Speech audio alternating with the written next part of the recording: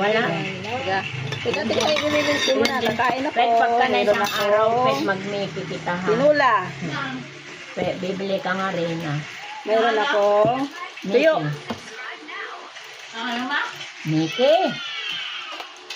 Langaw, oh. Makikikain din yung langaw. Meron akong itlog. Ayan. Ay, nag-release ako. Kaya sabi ko, nak ng teteng, wala ang kalamin. Meron akong, anong tawag nito?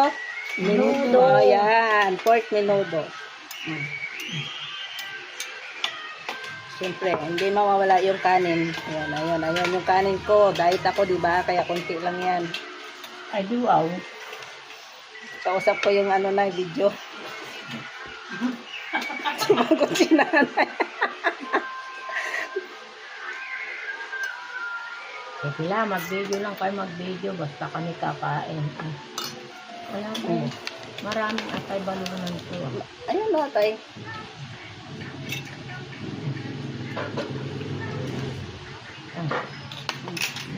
Ayun. Minsan nakakita ako ng puto yun. Tinahin ko. Ay ba, buti may puto ka nakita. Eh, yun din ang Parang binigay. Binigay. Parang yun din ang hinahanap ko kakanin eh. Sa totoo lang, hindi yung kasi di ba lagi naman di nawawala yan. Sa norte marami. Sa kanila hindi. Sure. Sa sur marami. Yung sa amin doon. Sabi ko, hindi na ako nakakita ng bibili pa. Eh, biski sa daan yung mga nagtitinda. Wala. Wala ako Ano nakatang naman yung tupik. sinakyan namin, private naman. Eh, di pa titigilin.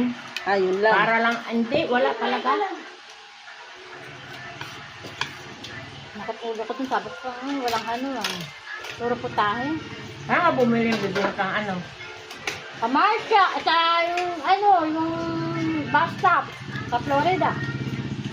Abigan pa. Sa Ilocos.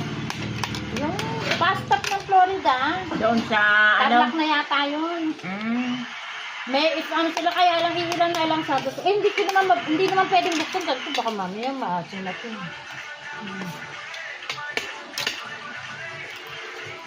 Kaya lang mahal. Kasi may patong na yun. Sa Sur nga maraming kakanin. Iba ba yung pinuntahan nyo? Ibang lugar? Okay.